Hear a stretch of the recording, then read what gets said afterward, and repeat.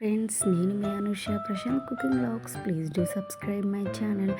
ఈరోజు day 2 my weight loss drink and నా morning breakfast చూసేద్దామా. ముందుగా 1 స్పూన్ ఆఫ్ పంప్కిన్ సీడ్స్, అలాగే సేమ్ క్వాంటిటీతో 1 స్పూన్ ఆఫ్ సన్ఫ్లవర్ సీడ్స్ని కూడా తీసుకోవాలి. 2 డేట్స్ సీడ్స్ తీసేసుకున్న డేట్స్, అలాగే 2 అంజీరుని కూడా తీసేసుకోవాలి. అలాగే 2 లేదా 1 స్పూన్ ఆఫ్ దానిమ్మ గింజలను తీసుకోవాలి. 2 బాదాము, 2 పిస్తాను కూడా తీసుకోవాలి.